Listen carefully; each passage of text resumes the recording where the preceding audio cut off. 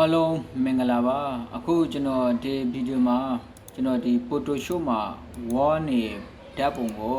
ဒီ create ဓာတ်ပုံဖက်အောင်ကျွန်တော်လောက်တဲ့နေ့ကိုကျွန်တော်ဒီဗီဒီယိုမှာကိုကျွန်တော်ပြပြပါမယ်ဒီမှာကျွန်တော် Photoshop ကိုဖွင့်လိုက်ပါမယ် Photoshop ဖွင့်လိုက်လို့ဒီမှာ wall နေပုံတစ်ပုံပါနာကိုလောက်လိုက်လို့ wall နေလို့ရှိခဲ့ဒီ wall နေပုံကိုဒီမှာ create အောင်လောက်တဲ့နေ့ကိုကျွန်တော်ပြပြမယ်ပါနော်ဒီမှာ Photoshop ကိုကိုယ့်ဆက်မှာထိထားလိုက်နော်ထိထားလိုက်လို့ပြီးခဲ့ Photoshop ကတော့ဇာ Photoshop မဆိုရပါနော်အဲပဲဆိုလို့ရှိရင်ကျွန်တော်တို့ open file ဖွင့်လိုက်ဖို့ဓာတ်ပုံတစ်ပုံယူလိုက်ဖို့ပဲဒီမှာဓာတ်ပုံတစ်ပုံယူလိုက်ဖို့ဓာတ်ပုံတစ်ပုံယူလိုက်လို့ရှိရင်ဥမာဒီမှာ create ဓာတ်ပုံတစ်ပုံပဲဒီမှာဒီဓာတ်ပုံနဲ့ပါနော်ဒီဓာတ်ပုံနဲ့ဒီဓာတ်ပုံမတူညီတာရှိပါနော်အဲဒီမှာဒီဓာတ်ပုံပဲဒီဓာတ်ပုံနဲ့ဒီဓာတ်ပုံဒီမှာဒီ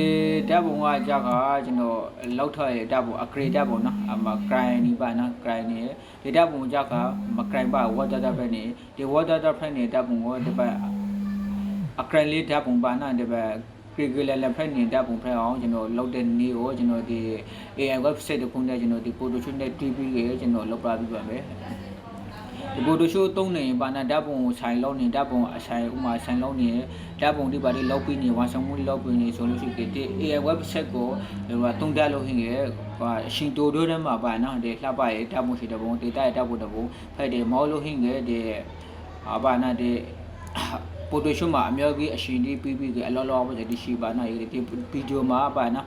အရှင်တို့ထဲမှာဒီမှာအကရိုင်းရှိအပါနာဒီပဲ Create ဓာတ်ပုံတစ်ပုံဖက်အောင်ဒီပဲ water ဓာတ်ပုံကနေပြီးဒီပဲ upgrade ဓာတ်ပုံတစ်ပုံဖက်အောင်ကျွန်တော်တင်နေကိုကျွန်တော်ပြပေးမယ်ဘာလို့ကျွန်တော် data ပုံကိုကျွန်တော်ပိုက်လိုက်မယ် data ပုံလောက်ပဲကျွန်တော်ပြပေးပါနော်အဲဒီမှာ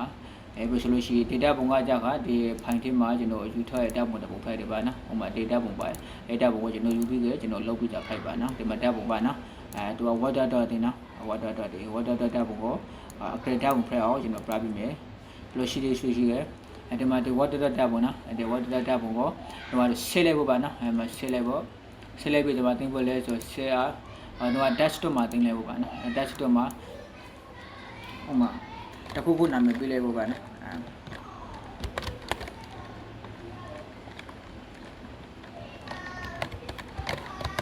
အဲနော်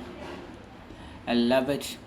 ကိုကတဲ့နာမည်တခုခုပေးလိုက်ပါနော်အဲပြီးကြ desktop မှာ set လုပ်လိုက်ဖို့နော်ကျွန်တော်တင်ဖို့လဲကျွန်တော်တင်ဖို့လဲဆိုကြဒီမှာ GPG နဲ့တင်တာ GPG နဲ့တင်ရဖို့ GPG နဲ့တင်မှသာလဲဓာတ်ပုံကဖိုက်တွေ့ရဖို့ပါနော်GPG နဲ့တင်လို့ပြီးကြဒီမှာ set လုပ်လိုက်ဖို့ desktop မှာတင်ထားဖို့အဲပြီး okay အဲပြီးသူ့ကိုခါလိုက်ဖို့ပါနော်ခါလိုက်ဖို့ဆိုလို့ရှိရင်ကျွန်တော်ကဒီ website ထိလောက်ဖို့ဒီ browser တစ်ခုခုဖွင့်နော်ကိုယ့်စက်မှာ browser တစ်ခုဖွင့်လို့ပြီးကြဒီမှာ Google ကိုလောဒီ Google ကိုလောပြီးကြဒီမှာဂျာလို့ပဲ Google မှာဟိုရေးရပါနော်ရေးဖို့ကြောက်က AVAIDE လို့ရေးရနော် AVAIDE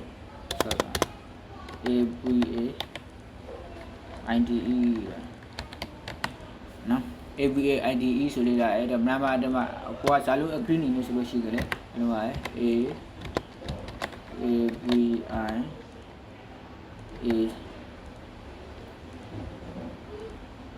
AVA နော် AVAIDE ဆိုပြီးတယ်လေပြီး enter ခောက်လိုက်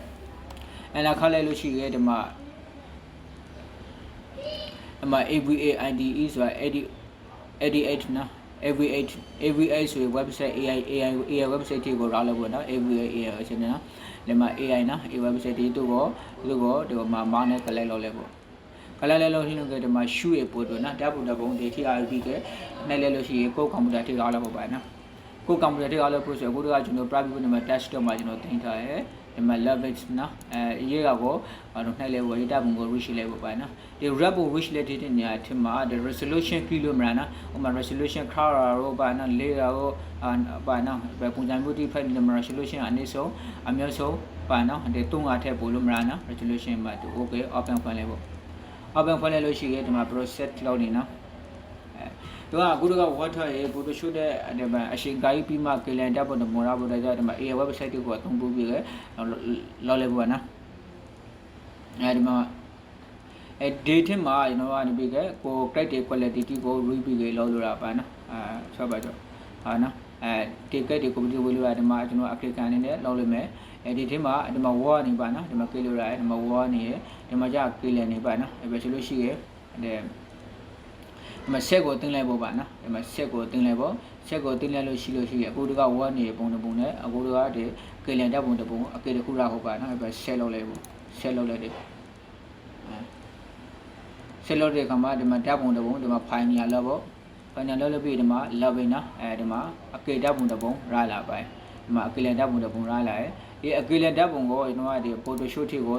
ထိဖို့ပါနော် Photoshop ကိုထိလိုက်ဖို့ခေါက်လိုက်ဖို့ပါနော်ဒါ Photoshop ကိုထိလိုက်ဖို့ဒီမှာ waterfall နေနော် waterfall ကြဖို့ဟိုကဒီ AI website နဲ့လောက်ပါရပါအဲဒီမှာ download ထိမှာdownload ထိမှာကိုတက download လိုက်ဒီမှာ login ခိုင်းလိုက်ဖို့အပြီး open လုပ်လိုက်ဖို့အဲဒီမှာအကေလန်ဓာတ်ပုံတစ်ပုံရလာပါအခုတက1နေပုံတစ်ပုံဟာကေလန်ရဲ့ဓာတ်ပုံတစ်ပုံဖိုက်လာပါမှာကြည့်လိုက်ပါနော်ဘယ်လိုက Photoshop မှာဒီဘက်အကေဓာတ်ပုံတစ်ပုံရဖို့အတွက်အရှင်အမျိုးကြီးပြရအောင်ပါနော်အရှင်မျိုးကြီးပြီးခါမှာရလာဖို့ဆိုတာကိုကမင်းနဲ့အနည်းငယ်နဲ့ဒီဘက်ကေလန်ဓာတ်ပုံတစ်ပုံရလာလို့ဆိုတော့အင် website ကိုကျွန်တော်အမျိုးကြီးကျေးဇူးတင်အောင်ပါနော်သူရဲ့လွတ်ဆောင်မှုဟာအမခံဖက်တယ်ပါနော်ဒီဘက်ဆိုလို့ရှိရင်ကျွန်တော်ဒီဗီဒီယိုမှာပါနော်ဒီတငယ်ချင်းမိုက်စီတူတွေတွေ့ပါရဲ့ဒီ photo one နဲ့ဓာတ်ပုံတစ်ပုံတစ်ခုကိုဒီ upgrade ကေလန်ရဲ့ဓာတ်ပုံ upgrade တစ်ခုရအောင်ပါနဲ့ AI website တစ်ခုနဲ့တွေ့ပြီးအသုံးပြုလို့ရတယ်ဆိုတာကိုဒီဗီဒီယိုမှာကိုကျွန်တော်လာပြီးရရှင်းပြခင်ဖိုက်ပါတယ်ကျွန်တော်နောက်ဗီဒီယိုမှာဒီထက်ပါနာဒီအရှင်းပြဖို့ဓာတ်ပုံ website တွေ့လေကျွန်တော်ပြပေးပါမယ်နော်ကျွန်တော်ရဲ့ဗီဒီယိုကို click ရှိတဲ့ option လေးကျွန်တော်အရန်ကိုကြည့်စုတင်ပါတယ်လို့ကျွန်တော်ပြောရှင်းပါတယ်ဒါဆိုလို့ရှိခဲ့ကျွန်တော်ဒီဗီဒီယိုမှာဒီဘာနာအနေဆုံးကတော့ကျွန်တော်ပြလိုက်ပါမယ်နော်ဒီမှာ image size လောက်လဲနော် image size မှာအနေဆုံး resolution connection နဲ့အများဆုံး3ရာလောက်ထားပါနော်ရေလောက်ပဲထားနော်ရေးထက်အများကြီးထားလို့ရှိရင်သူကဒီ AI website ကနေပြီးဒီကိုယ့်ရဲ့ဒီ one နေပုံကြီးကိုအဖေဓာတ်ပုံဖက်အောင်လုပ်တဲ့အခါမှာသူလုပ်ပြီးဖို့မဟုတ်ပါနော်ရေးရှိကမှာကျွန်တော်ကဒီ resolution size ကိုဒီရှင်းကြီးပြရအောင်ပါနော်ဒီပုံစံမျိုးပြောရှင်းရပါနော်ဒါဆိုကျွန်တော်ဒီပုံကိုကျွန်တော်နာကို save ဖို့ဆိုလို့ရှိကြလေကို save လဲလို့ရမှာနော် save မယ် save ရဒီမှာတင်ပေါ်လဲကိုကဒီ desktop မှာတင်လိုက်ဖို့နော် desktop မှာညာလည်းလေlogin မှာနိုင်တုံးပါနော်အဲ့မှာ GPG နဲ့တင်နော် okay desktop မှာတင်လိုက်တယ် okay ဓာတ်ပုံတစ်ပုံရလာဖို့ okay နှဲလိုက်ဖို့ပြီးလို့ရှိတယ်ကိုတကပုံကိုကိလိုက်ဖို့ပါတယ်နော်ဟုတ်ပြလိုက်ပေါ့ဒီမှာအကေလန်ဓာတ်ပုံတစ်ပုံရလာပြီးဒီဘက်ဆိုကျွန်တော် engine လေးလေးပြီးတဲ့ customer ကိုဓာတ်ပုံအားလိုက်လို့ရပါနော်ပုံစံမျိုးပါโอเค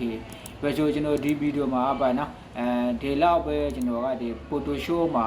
ဝယ်နေတဲ့ပုံကိုဒီ AI Edit website နဲ့ကျွန်တော်ကဒီအသုံးပြုလို့ရရဆိုတာကိုဘာနာဒီ Language City ဘာနာကွန်ပျူတာကိုင်းနေတဲ့ photo ဓာတ်ပုံလုပ်နေလူတွေအတွက်အသုံးဝင်လိမ့်မယ်လို့ကျွန်တော်လည်းရှင်းနေကျွန်တော်လုပ်ပြရခံခဲ့ပါတယ်နောက်ဗီဒီယိုမှာလည်းဒီတက်တန်ဖို့ရှိရဘာနာဒီ video website ဒီဘာနာဓာတ် website လို့နေကျွန်တော်ပြပြပါမယ်ဘာနာအလုံးအဆင်ပြေကြပါဒီဘာနာ